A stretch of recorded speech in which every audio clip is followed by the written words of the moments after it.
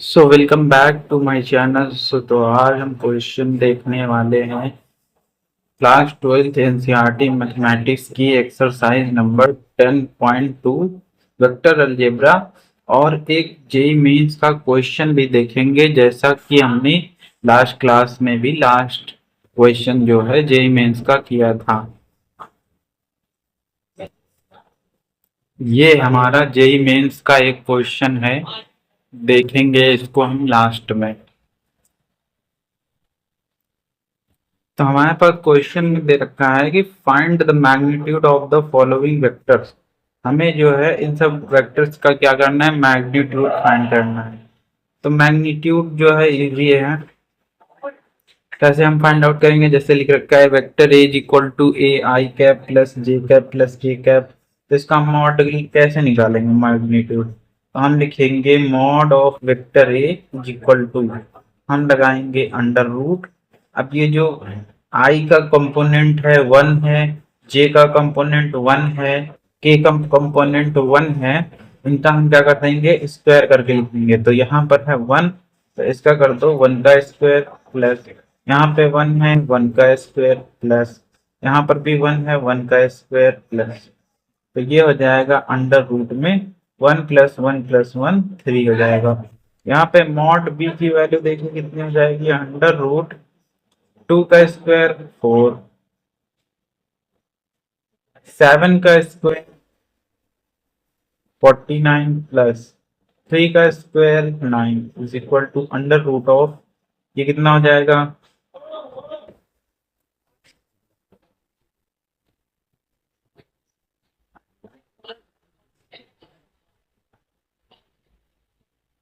ये हो जाएगा हमारे पास 62 हो जाएगा। देख लेते हैं 49 30, हाँ 62 हो जाएगा। देन मॉड सी की वैल्यू फाइंड आउट करनी है। तो इसमें हम वन बाई रूट थ्री को बाहर भी कर सकते हैं और इसमें इसका डायरेक्ट भी कर सकते हैं स्क्वायर। तो वन बाई रूट थ्री का square one by three plus one by root three का square one by three plus one by three. तो ये हो जाएगा under root of three times one by three. तो थ्री से three cancel हो गया और अंडर रूट वन को जो है हम वन लिख देते हैं। तो ये मैग्नीट्यूड ऐसे हम निकाल सकते हैं। फिर कह रहा है कि write two different vector having same magnitude. हमें जो है टू डिफरेंट वेक्टर को लिखना है जिनका मैग्नीट्यूड सेम हो। तो इसमें तो कई वेक्टर्स हो सकते हैं, इनफाइनाइट वेक्टर। हमने ये वेक्टर निकाल दिया और इसका मैग्नीट्यूड मान लिया थ्री है, ठीक। ये वेक्टर लिख दिया, इसका मैग्नीट्यूड थ्री है। ये वेक्टर ऐसे बना दिया, इसका मैग्नीट्यूड थ्री है ना। तो कई हो सकते हैं वेक्टर, तो हम कोई वेक्टर लिख सकते हैं। मान लेते हैं हमने लिख दिया है vector A is equal to minus times i plus j plus k. तो इसका मैग्नीट्यूड क्या हो जाएगा, माइनस, है ना। बेसिकली इसका मैग्नीट्यूड जो होगा वो थ्री होगा, लेकिन डायरेक्शन क्या होगी, माइनस लगा है। अपोजिट होगा किसके, वेक्टर बी को हम लिख सकते हैं आई प्लस जे प्लस के, है ना। इसका भी मैग्नीट्यूड क्या होगा, रूट थ्री। तो मैग्नीट्यूड तो सेम है, बट अगर ये वेक्टर हम इधर मान लें तो ये जो वेक्टर ये इधर हो जाएगा, मैग्नीट्यूड सेम है, ठीक। फिर क्वेश्चन दे रखा है write two different vector having same direction. हमें वेक्टर तो डिफरेंट लिखना है लेकिन डायरेक्शन क्या हो, सेम हो। तो मान लेते हैं ये वेक्टर ए है और ये इसकी लेंथ इतनी है, और वेक्टर बी को हम मान लेते हैं जिसकी लेंथ इतनी है, छोटी सी, है ना। तो ये लेंथ जो है इसकी वेरी कर रही है, मींस मैग्नीट्यूड वेरी कर रहा है,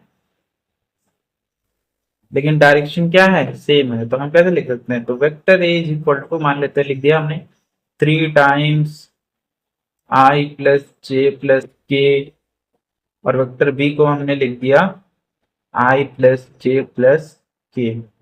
तो डायरेक्शन क्या है, दोनों की सेम है, लेकिन जो मैग्नीट्यूड है वो क्या है, डिफरेंट है। तो ये डिफरेंट वेक्टर हो जाएंगे। फिर हमें क्वेश्चन दे रखा है find the value of x and y so that the vectors 2i cap plus 3j cap and xi cap plus yj cap are equal. तो इक्वल कह दिया, इसका मतलब इसका मैग्नीट्यूड और डायरेक्शन क्या है, सेम है। तो इसका मतलब क्या है कि जो 2i cap plus 3j cap है वो इक्वल होगा xi cap plus yj caps के। तो x की वैल्यू आ जाएगी 2 और y की वैल्यू आ जाएगी 3, है ना। तो हमें नेक्स्ट क्वेश्चन दे रखा है कि find the scalar and vector component of the vector with initial point this and terminal point this. तो हमें जो है इसमें स्केलर कंपोनेंट चाहिए और वेक्टर कंपोनेंट चाहिए। तो पहले हम वेक्टर लिख लेते हैं, मान लेते हैं दिस इज वेक्टर ए। तो वेक्टर कैसे निकालते हैं, फाइनल पॉइंट क्या है, ये है, इनिशियल पॉइंट क्या है, ये है। तो क्या करते हैं, माइनस का 5 लिखा है, इसको हम -2 से सब्ट्रैक्ट कर दें। माइनस का 5 माइनस का 2 आई कैप 7 -1, 7 -1 जे कैप। तो ये कितना आ जाएगा, -7 आई कैप प्लस 6 जे कैप। तो इसमें क्या कह रहा है, एक स्केलर कंपोनेंट। तो स्केलर कंपोनेंट क्या होंगे इसके, स्केलर कंपोनेंट हो जाएगा एक तो -7 और दूसरा 6, और वेक्टर कंपोनेंट हो जाएगा हमारे पास -7 आई कैप और 6 जे कैप। तो फिफ्थ क्वेश्चन तक हम देख चुके हैं, 6 नंबर क्वेश्चन देखते हैं। Find the sum of the vector a b c. हमें इन सबका सम चाहिए। तो यहाँ पर हम लिख सकते हैं vector a plus vector b plus vector c is equal to, direct हम ऐड कर सकते हैं या लिखते हैं आई माइनस का 2j प्लस का k plus b vector minus का 2i plus 4j cap plus 5k and vector c हमारे पास हो जाएगा, देखिए वेक्टर सी है i -6j -7k हो जाएगा। अब i का i से जोड़ देते हैं, तो ये हो गया i और ये i 2i, तो ये माइनस का 2i तो 0i, माइनस का 2j प्लस का 4j माइनस का 6 है, तो 6 + 2 8, 8 और यहाँ पर 4 कितना बचेगा, माइनस का 4j। k कितना है 1 5 6, 6 में से 7 सब्ट्रैक्ट कर दिया हमने तो हो गया माइनस का 1 k कैप। तो ये हो गया हमारा वेक्टर का सम। फिर हमें क्या कह रहा है, find the unit vector in the direction of the vector this. तो यूनिट वेक्टर कैसे निकालना है, तो वो निकाला जाता है A cap is equal to unit vector A cap से, और ये निकाला जाता है वेक्टर अपॉन, इसका हम लिख दें मैग्नीट्यूड, ठीक है।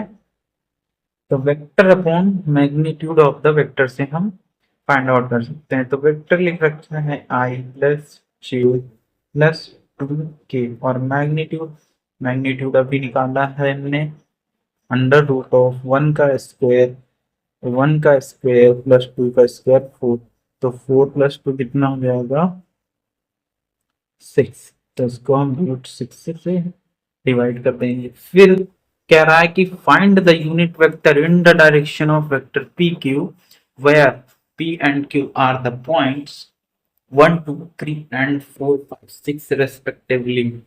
हमें चाहिए यूनिट वेक्टर किसकी डायरेक्शन में, पी क्यू की डायरेक्शन में चाहिए यूनिट वेक्टर। सबसे पहले तो हमें पी क्यू वेक्टर लिखना पड़ेगा।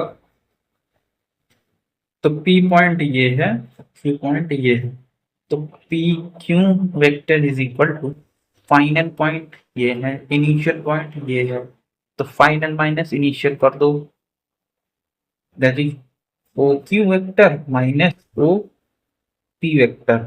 ओ जो होता है वो ओरिजिन होता है, तो फाइनल वेक्टर है क्यू, इनिशियल वेक्टर है पी, दोनों को सब्ट्रैक्ट कर दे तो 4 - 1 3 आई कैप, 5 - 2 3 जे कैप, 6 - 3 3 के कैप, वेक्टर मिल गया, हमें क्या चाहिए यूनिट वेक्टर, तो इसके जो है मैग्नीट्यूड से क्या कर दो, डिवाइड कर दो। तो 3 का स्क्वायर 9, 3 का स्क्वायर 9, 3 का स्क्वायर 9।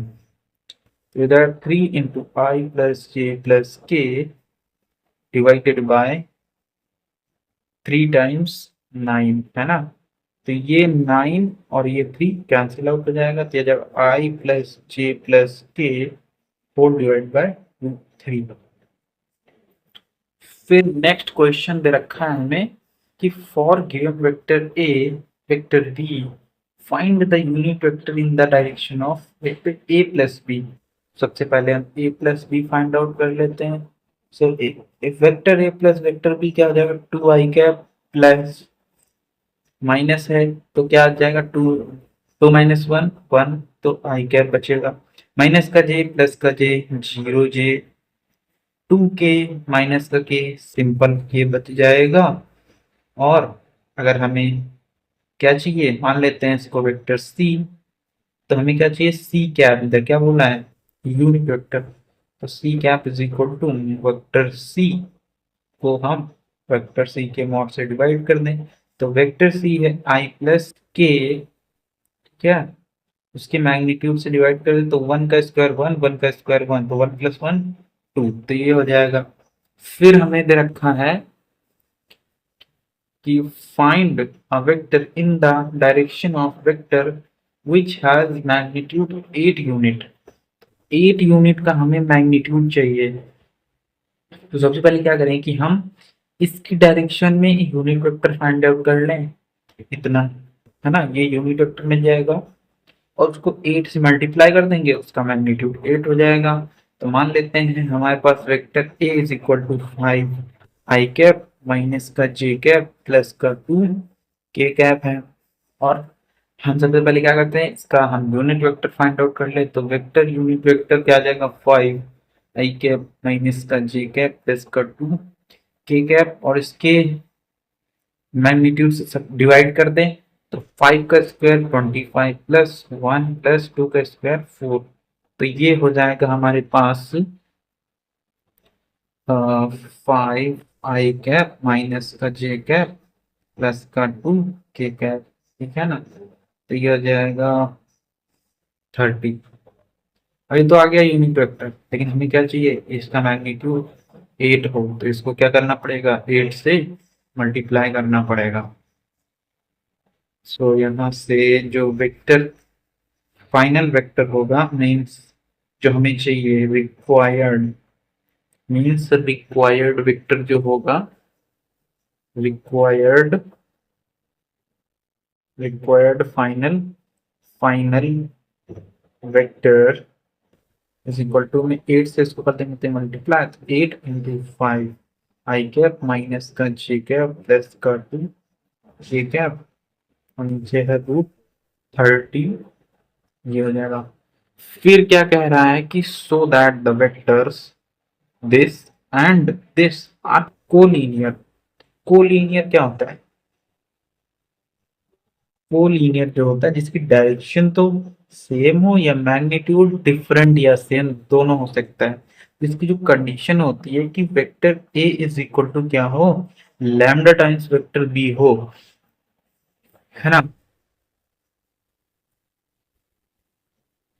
तो वेक्टर ए हम इसको मान लें, vector A is equal to 2 i cap minus का 3 जे कैप प्लस 4 के कैप, और वेक्टर बी सेकंड वाले को मान लेते हैं दैट इज माइनस का 4 आई कैप प्लस 6 जे कैप माइनस का 8 के कैप हो जाएगा, है ना। तो इसमें देखिए क्या कर सकते हैं, -2 को अगर हम कॉमन ले लें, -2 को कॉमन कर ले तो यहाँ पर आ जाएगा 2 आई कैप माइनस का 3 जे कैप एंड 4 के कैप हो जाएगा।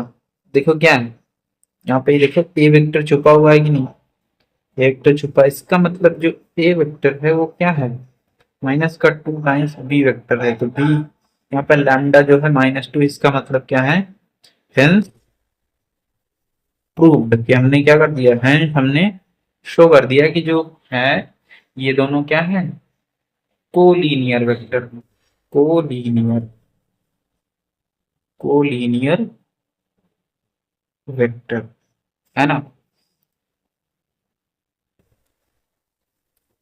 Find the direction cosine of the vector. अब डायरेक्शन कोसाइन क्या होता है वो देख लेते हैं जरा, कि डायरेक्शन कोसाइन होता क्या है। तो मान लेते हैं हमारे पास vector A is equal to है X I cap plus Y J cap plus Z K cap. तो जो डायरेक्शन कोसाइन होता है वो तो एक्स का कंपोनेंट, एक्स का direction cosine, y direction cosine, z direction cosine होता है। एक्स का जो डायरेक्शन कोसाइन होता है उसको हम बोलते हैं एल। वो होता है कि एक्स लिख लो और इसके मैग्नीट्यूड से डिवाइड कर दो, that is under root x square plus y square plus z square. तो ये क्या होता है, एक्स कंपोनेंट का डायरेक्शन कोसाइन। वाई कंपोनेंट का डायरेक्शन कोसाइन एम होता है, उसको हम लिखते हैं y upon under root of x square plus y square plus z square. Third होता है जेड एक्सिस के साथ, उसको हम लिखते हैं z upon under root of x square plus y square plus z square. हमसे क्या कह रहे हैं, find the direction cosine of the vector this. तो जैसे हम ऐसे निकाल सकते हैं इसको। सो एल बराबर is equal to 1 under root of 1, इसका हम मॉड ही तो लिखना है, लिख लेते हैं। तो दिस इज 1 + 2 का स्क्वायर 4 + 3 का square 9, that is 1 under root of 40। M की वैल्यू कितनी हो जाएगी, 2 सेम ही होगा नीचे अंडर रूट 40। एन की वैल्यू हो जाएगी 3 अंडर रूट 14, है ना। तो ऐसे भी लिख सकते हैं इसको। फिर कह रहा है कि find the direction cosine of the vector joining the points a b directed from a to b. Means कि जो पॉइंट ए यहाँ पर है, पॉइंट बी यहाँ पर, तो वेक्टर यहाँ ऐसे जा रहा है ना। तो हम वेक्टर ए बी कैसे लिख सकते हैं, final point minus initial point. तो -1 -1 माइनस का 2 वाई कैप, माइनस का 2 माइनस का 2 माइनस का 4 जी कैप, 1 -3 + 3, तो कितना आ जाएगा 4। ठीक है, हमें क्या चाहिए, फाइंड द डायरेक्शन कोसाइन, हमें इसको डायरेक्शन कोसाइन चाहिए। तो यहाँ से पहले मॉड ऑफ ए बी निकाल लेते हैं। हो जाएगा अंडर रूट ऑफ 2 का स्क्वायर 4, 4 का स्क्वायर 16, 4 का स्क्वायर हो जाएगा 6 हो जाएगा ये। तो हमें क्या चाहिए, एल। वो हो जाएगा -2/6। एम हो जाएगा, यहाँ से देखिए ना, -4/6। एल की वैल्यू हो जाएगी 4/6। तो ये हमें कंप्लीट हो गया। फिर क्या कह रहा है, so that the vector I + j + k is equally incline to the axes. इसका मतलब क्या कह रहा है, ये कि जो ये एक्स एक्सिस है, ये वाई एक्सिस है और ये जेड एक्सिस है, जो एंगल बन रहा है, ये मान लेते हैं ये 3D में कोई वेक्टर है, 3D में बाहर की तरफ आ रहा है। तो ये जो एक्स के साथ एंगल बनता है अल्फा, वाई के साथ जो एंगल बनता है बीटा, और जेड एक्सिस के साथ मिलता है गामा। तो वो सब क्या है, अल्फा बीटा गामा बराबर है। ये कह रहा है कि ये सब इक्वल है। तो वो कैसे हम फाइंड आउट कर सकते हैं, वो हम फाइंड आउट कर सकते हैं कैसे, कि ये अल्फा बीटा बराबर इक्वल होंगे। कैसे होंगे इक्वल, तो इनको जो है इनके आ, ये डायरेक्शन कोसाइन जो होंगे वो इक्वल होंगे। ये एक्स का कोसाइन है, वाई का कोसाइन, जेड का कोसाइन सब इक्वल होंगे, है ना। तो जो ओ एक्स का कोसाइन होगा वो क्या होगा, ये होगा 1/√ऑफ 1 का स्क्वायर 1 का स्क्वायर 1 का स्क्वायर, कितना हो जाएगा 3 हो जाएगा। ओ वाई का कितना हो जाएगा 1/√3 हो जाएगा। ओ जेड का कितना हो जाएगा 1/√3 हो जाएगा। तो ये सब क्या है, इक्वल है। नेक्स्ट क्वेश्चन देखते हैं कि find the position vector of a point r which divide the lines joining two point P and Q whose position vector are this and this respectively in the ratio 2:1। तो पहले हमें find out करना है internally divide कर रहा है और second externally divide कर रहा है। तो यहाँ पर क्या यूज होने वाला है, हमारा सेक्शन फॉर्मूला यूज होने वाला है कि मान लेते हैं ये है पॉइंट P और ये है पॉइंट Q। यहाँ से ये OP वेक्टर है, ये OQ वेक्टर है, ठीक है ना। अगर हम ये यहाँ पे ये कह रहा है कि जो R पॉइंट है, ये R पॉइंट वो जो है 2:1 में डिवाइड कर रहा है। तो P पहले है तो P यहाँ पे लिख दो कितना 1 2 -1 1 2 -1। क्यों कितना है -1 1 1 माइनस का 1 1 1 और रेशियो क्या दे रखा है 2:1। तो हमें यहाँ पर सिर्फ सेक्शन फॉर्मूला को यूज करके R के कोऑर्डिनेट्स निकाल लेने x y z। तो इंटरनली डिवाइड करता है तो क्या लिखते हैं हम x इज इक्वल टू यहाँ पे m into x2 m into x2 यहाँ पर लिखते formula m into x2 plus n into x1 divided by m plus n, है ना। इस y की वैल्यू हो जाएगी m into y2 plus n into y1 divided by m plus n। z की वैल्यू होगी m into z2 plus n into z1 divided by m plus n। तो simply इसको हम लिख सकते हैं 2 इंटू -1 माइनस का 2 1 into 1 is 1 divided by 2 plus 1 3 तो जाएगा माइनस का 1/3 m into 1 2 into 1 is 2 plus 1 into 2 is 2 divided by 3 तो जाएगा 4/3। नेक्स्ट है 2 इंटू 1 2 प्लस 1 इंटू -1 माइनस का 1 नीचे हो जाएगा 3 हो जाएगा 1 डिवाइड बाय 3। तो इंटरनली में क्या होता है, यहाँ पे प्लस प्लस होता है और एक्सटर्नली में यहाँ पे क्या हो जाता है माइनस हो जाता है। लेकिन बेसिकली ये साइन जो है वो चेंज हो जाएगा और नीचे भी ये प्लस का क्या हो जाएगा माइनस हो जाएगा। तो इसी से हम कर दें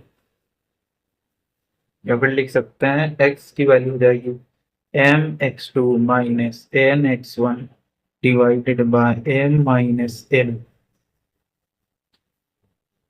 y की वैल्यू हो जाएगी my2 minus my1 divided by m minus n और z की वैल्यू हो जाएगी mz2 minus nz1 divided by m minus n, है ना। तो यहाँ पर हो जाएगा माइनस का 2 माइनस का 1 नीचे हो जाएगा 2 -1 1 कोमा ये हो जाएगा 2 -2 डिवाइडेड बाय कोमा ये हो जाएगा 2 और ये माइनस बेसिकली मैं क्या कर रहा हूँ यहाँ पे 2 हो जाएगा और माइनस है तो -1 प्लस 1 हो जाएगा अपॉन में 1। तो इसके जो डायरेक्शन वो साइन हो जाएंगे सारे -2 -1 -3 कॉमा 2 -2 0 कॉमा 2 प्लस 1 3। इसको हम लिख भी सकते हैं 2 इंटू -1 माइनस का 2 हो गया, है ना। बीच में माइनस तो 1 इंटू 1 1 सही है 2 -1 1 आ जाएगा 2 इंटू 1 2 आ जाएगा बीच में माइनस साइन 1 इंटू 2 2 आ जाएगा 2 -1 1। तो ये हमने सॉल्व कर लिया है। नेक्स्ट क्वेश्चन देखते हैं।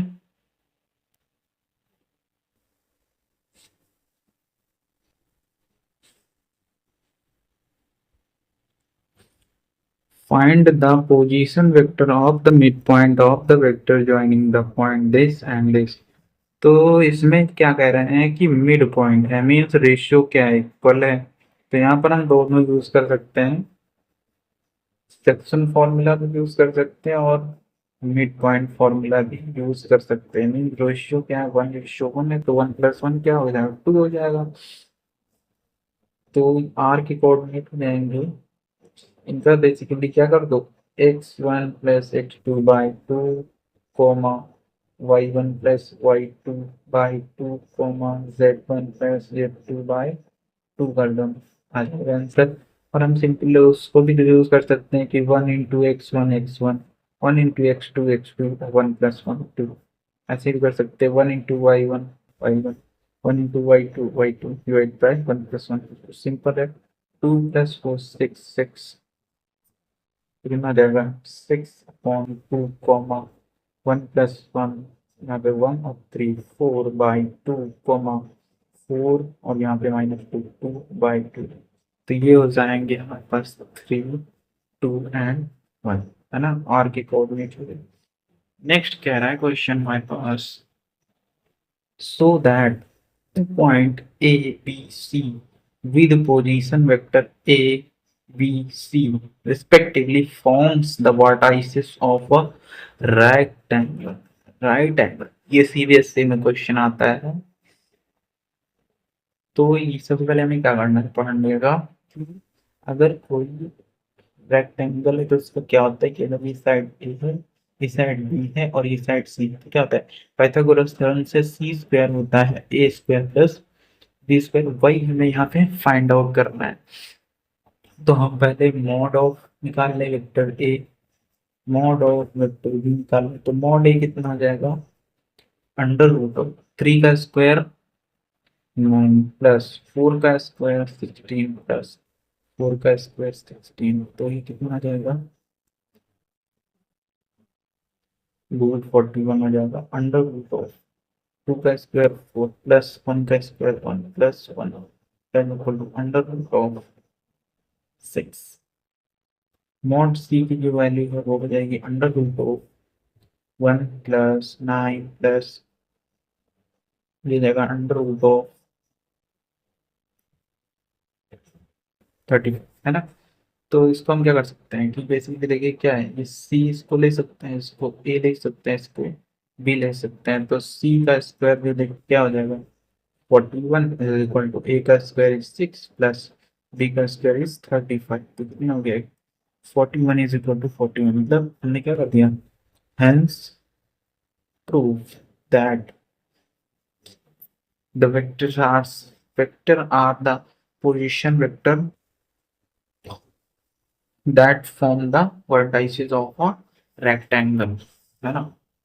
तो ये नेक्स्ट क्वेश्चन है, इसमें मिस्टेक है इसमें कि बेसिकली इसमें क्या करना है, सिंपल करना है कि जो मतलब ये ए से बी गया वेक्टर और बी से सी गया, तो इसमें क्या करना है हमें, ए से बी वेक्टर गया प्लस बी से सी वेक्टर गया, बी सी वेक्टर वो किसके बराबर है, ए से सी, है ना। तो ये हो जाएगा, इसी को हम दूसरी तरीके से भी लिख सकते हैं कि जो ए बी वेक्टर है प्लस बी सी वेक्टर है वो क्या है, बराबर है माइनस टाइम्स ए वेक्टर के। तो बेसिकली क्या कर दिया, इसका साइन चेंज कर दिया है, इसी तरह से ऑप्शन में दे रखा है, बस साइन इंटरचेंज करके रखा। और दूसरा ऑप्शन आई थिंक दे रखा था ए बी वेक्टर था, और इसको अगर हम माइनस कर दें और इसको पलट दें that is c b vector, वो भी बराबर होगा ए सी वेक्टर के। तो ऐसे ही दे रखे हैं हमें ऑप्शन, तो उसमें इसमें बस इसमें हमें ट्रायंगल लॉ से एडिशन वेक्टर लॉ लगाना है, वैसे ही करना है इनको।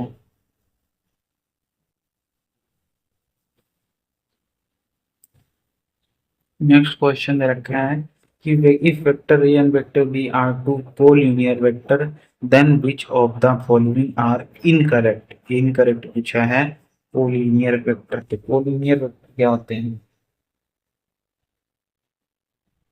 कोलिनियर वेक्टर होता है जैसे ये वेक्टर हो गया, एक ये वेक्टर हो गए, है ना, ये वेक्टर हो गया, ये वेक्टर हो गया, इसके पैरेलल ये वेक्टर हो गया, ये वेक्टर हो गया, इसके पैरेलल ये वेक्टर हो गया। तो बेसिकली क्या होना चाहिए, ये लाइन में होना चाहिए, डायरेक्शन भी कुछ हो सकती है। तो यहाँ पे B is equal to lambda times vector है for some scalar lambda, lambda की वैल्यू कुछ भी हो सकती है, इसका मतलब ये करेक्ट है। करेक्ट, ए की वैल्यू क्या हो जाए प्लस माइनस बी,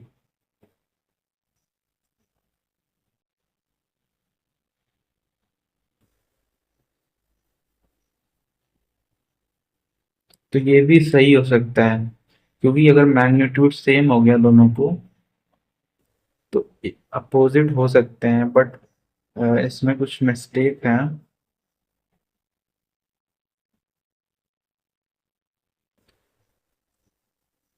इसको मैं सही मानूंगा।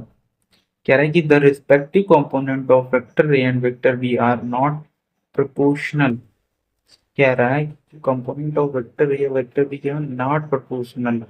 क्यों प्रोपोर्शनल? तो यहीं से आ गया कि जो है बी जो है लैम्डा टाइम्स होना चाहिए। तो ये तो क्या है, रॉन्ग है। कह रहा है both vector a and vector b have same direction but different magnitude. ये भी हो सकता है कि both vector a and b have same direction, लेकिन सेम डायरेक्शन डिफरेंट भी हो सकता है।